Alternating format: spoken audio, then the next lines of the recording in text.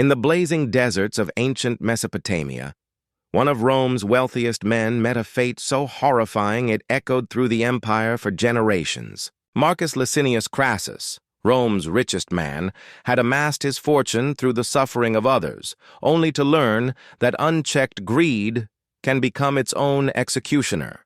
This is the story of how the very gold that made him powerful became the instrument of his terrifying downfall. The year was 53 BCE, and Rome's hunger for conquest had reached fever pitch. Three men dominated the known world through a fragile alliance: Pompey the Great, Julius Caesar, and Marcus Crassus. While his partners carved their names into history with military genius, Crassus faced an embarrassing reality. He was viewed as nothing more than a banker among warriors. His vast wealth, built on real estate speculation and slave labor, bought him influence in the Senate, but not the respect he desperately craved. Crassus had watched Caesar conquer Gaul and Pompey dominate the Mediterranean, their triumphs echoing through Rome's marble halls. While his own achievements were measured only in coins and property, the sting of being called the third wheel of the triumvirate gnawed at him constantly. At 60, most men would have contentedly enjoyed their riches. But Crassus saw only one path to true glory: a military conquest that could rival his famed allies. The Parthian Empire, stretching from the Euphrates to the Indus and controlling the lucrative silk and spice routes between East and West, beckoned like a golden prize. Crassus convinced himself that conquering Parthia would not only bring him military honor but also unimaginable wealth, enough gold and silver to make even his fortune seem modest. The Senate, wary of his ambitions, refused to grant the traditional declaration of war, but Crassus pressed forward regardless. In 55 BCE, he arrived in Syria as governor, immediately preparing for his grand invasion. He ignored the advice of local commanders who understood Parthian tactics, dismissing their warnings as cowardice. The desert kingdoms had always fallen to Roman discipline and engineering. Why should Parthia be any different? His confidence was further fueled by intelligence reports claiming internal strife within the Parthian court, suggesting vulnerability to a decisive Roman strike. Crassus assembled a massive force, 7 legions totaling nearly 40,000 men, supported by 4,000 cavalry and an equal number of light infantry. Among his officers was his beloved son, Publius, a proven warrior who had served with distinction under Caesar in Gaul. The presence of his heir fueled Crassus's ambition even further. This campaign would establish a dynasty of military glory. The invasion began in the spring of 53 BCE, with Roman forces crossing the Euphrates at Zeugma. At first, progress seemed to validate Crassus's confidence. Local settlements surrendered easily or fell quickly to Roman siegecraft. The flat Mesopotamian terrain seemed perfect for heavy infantry tactics, and early intelligence suggested King Orodes II of Parthia was distracted by internal rebellions, leaving the frontier lightly defended. But these early victories were part of a cunning Parthian strategy. General Serena, a young and brilliant commander, deliberately drew the Romans deeper into the desert, away from their supply lines, and into terrain favoring Parthian cavalry over Roman infantry. The few skirmishes that occurred were tactical retreats, designed to give Crassus false confidence while exhausting his army under the blazing sun. As the Roman army pushed further into the Mesopotamian desert, the true nature of their enemy became clear. The Parthians were not disorganized barbarians, as Roman propaganda claimed, but a sophisticated military power with centuries of experience in their harsh homeland. Their forces relied on mobility and ranged combat, heavy cavalry, known as cataphracts for shock attacks, and light horse archers who struck from impossible distances while remaining untouchable. Serena's strategy exploited every weakness of Roman doctrine. Romans relied on close formation fighting and engineering, while Parthians emphasized speed and flexibility. Romans expected decisive battles with clear objectives. Parthians preferred harassment, attrition, and constant skirmishing. Most critically, where Romans assumed an inevitable engagement, Parthians avoided direct confrontation while slowly bleeding their opponents dry. Psychological warfare added to the torment. Parthian scouts appeared on distant ridges, just visible enough to unsettle the Roman soldiers, then vanished before any pursuit could form. Supply convoys were attacked by invisible enemies who struck without warning and disappeared into the desert vastness. Sleep became a luxury, as strange sounds and movements plagued the nights, leaving the army paranoid and exhausted. Crassus began to realize traditional Roman tactics were failing. His heavy infantry, invincible in European forests or Mediterranean plains, struggled under the desert heat and unfamiliar terrain. Cavalry forces were insufficient against Parthian mobility, and supply lines were increasingly vulnerable to raids that seemed to come from nowhere. The decisive moment arrived at Carrhae, a small city in northern Mesopotamia where Crassus chose to make his stand. At first glance, the terrain seemed advantageous. Hills offered defensive positions for his infantry, and a nearby water source promised to solve his supply concerns.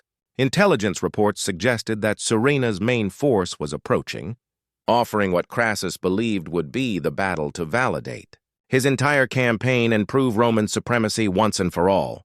The Battle of Carrhae began at dawn on June 9, 53. BCE Roman forces formed their traditional arrangement. Heavy infantry in the center, cavalry on the wings, and light troops screening the main body. Crassus took command of the center, while his son Publius led the right-wing cavalry. In the morning sun, the formation gleamed, standards bright, armor polished, embodying the greatest military machine the ancient world had ever seen. But Surena's approach revealed the brilliance of Parthian strategy. Instead of meeting the Romans in a standard formation, the Parthians deployed a force the Romans had never faced, a fully mobile cavalry army moving as one organism across the desert floor. The heavily armored cataphracts formed the center, while thousands of horse archers flowed around them like water, constantly shifting the tactical situation beyond Roman comprehension.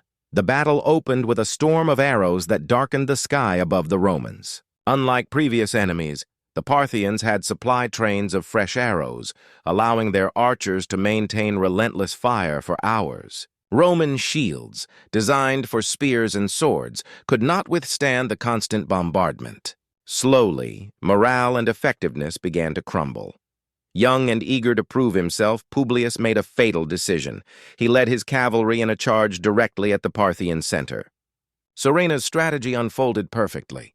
The heavy cataphracts absorbed the attack, while horse archers encircled the exposed cavalry. Cut off and surrounded, Publius's force was annihilated in full view of his horrified father. The psychological blow was devastating.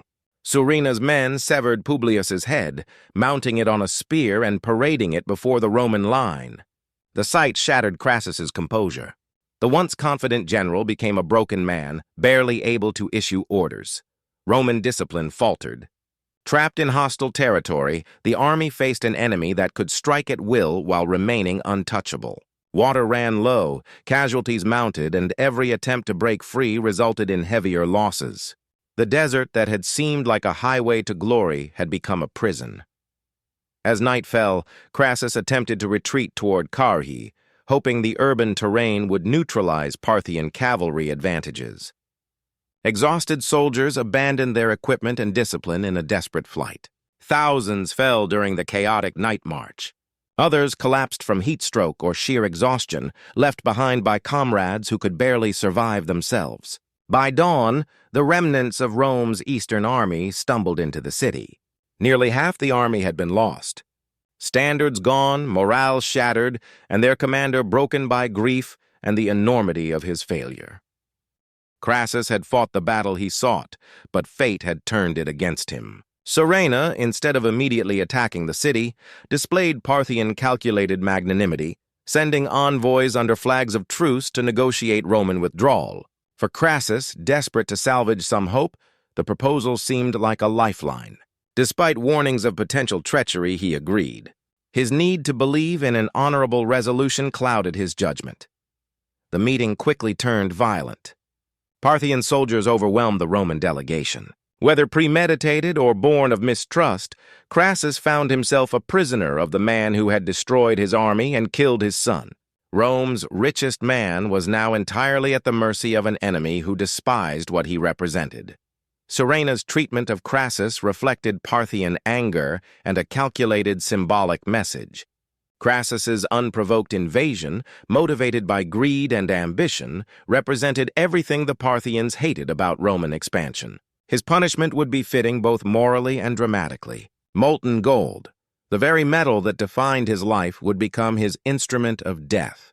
Craftsmen heated gold until it reached liquid form, capable of burning through flesh while delivering a potent symbolic lesson. The man who worshipped wealth above all else would experience its true, destructive nature. The execution occurred before Parthian nobles and captured Roman soldiers, making it both a judicial act and public spectacle. Crassus was forced to his knees, his mouth held open as molten gold poured in. The metal burned through mouth, throat, and internal organs while he remained conscious. Witnesses described his final moments as a grotesque parody of his ambitions. The very substance he valued above life consumed him. Gold, beautiful yet deadly, had become his damnation. The body that had enjoyed unimaginable luxury now served as a warning about the perils of unbridled greed and ambition. The aftermath of Crassus's death sent shockwaves throughout the ancient world, far beyond the immediate military disaster. News of his execution reached Rome within weeks, igniting panic among the ruling class, who suddenly realized their eastern frontier was far from secure. Their enemies not only had the strength, but also the willingness to humiliate Rome on the battlefield. The myth of Roman invincibility, cultivated over centuries, had been shattered in the deserts of Mesopotamia. The political consequences in Rome were swift and severe. The triumvirate that had dominated Roman politics for years collapsed, leaving Pompey and Caesar as rivals instead of partners. Without Crassus's wealth and influence to balance their ambitions, the two strongmen began maneuvering for power, setting the stage for civil war and the eventual fall of the Roman Republic. In death, Crassus had inadvertently sparked the very conflicts he had hoped to avoid through conquest in the East. The Parthians' treatment of surviving Roman soldiers showed that Crassus's execution was not mere cruelty, but a deliberate warning. Many captives were resettled in remote regions of the Parthian Empire, gradually assimilating into local communities. These former Romans became living symbols of Parthian mercy for those who had not chosen aggression, in stark contrast to their commander, who had launched a war driven purely by greed.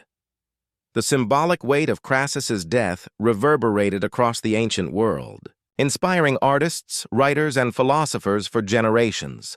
The image of molten gold poured into Rome's richest man became a striking metaphor for the dangers of materialism and unchecked ambition. Over a century later, Plutarch cited the execution as a lesson on the corrupting influence of wealth and the inevitable consequences of hubris. Modern historians still debate whether the story of molten gold is literal or symbolic, but its meaning remains clear. Crassus's death marked a turning point in Roman expansion eastward. It demonstrated that Rome's enemies were capable of sophisticated psychological warfare beyond conventional military tactics. His remains became a propaganda tool. His head was allegedly sent to the court of King Orodes II and used in theatrical performances mocking Roman pride. Some accounts describe Parthian actors staging plays where Crassus represented a tragic figure destroyed by his own ambition. These performances transformed Roman defeat into enduring entertainment for Parthian audiences. Archaeological evidence from Carrhae continues to illustrate the scale of the disaster. Weapons, armor fragments, and skeletal remains reveal how a professional Roman army was systematically destroyed by opponents who understood both tactics and psychological warfare. Roman military manuals were revised in response, but the empire's prestige could never fully recover. The legacy of Crassus's death shaped Roman foreign policy for decades. Emperors became more cautious about Eastern campaigns and more respectful of Parthian military power. The disaster proved that Rome's enemies were not merely barbarian tribes to be overcome by discipline and engineering, but sophisticated civilizations with their own strategic traditions. This recognition led to a more mature phase in Roman expansion, blending diplomacy with military force. The story of Marcus Crassus stands as a timeless warning about ambition, unchecked by wisdom. His journey from successful businessman to a catastrophic military failure shows how personal flaws can affect entire civilizations and alter history. The molten gold that ended his life remains a stark symbol of how our deepest desires can become the instruments of destruction. In today's world, where wealth and political ambition continue to shape events globally, Crassus's story offers sobering lessons about power and responsibility. True leadership requires more than resources or victories. It demands wisdom, empathy, and foresight. The golden throat that silenced Rome's richest man continues to whisper across the centuries, a chilling reminder of the price of unchecked greed and the importance of knowing when enough is truly enough.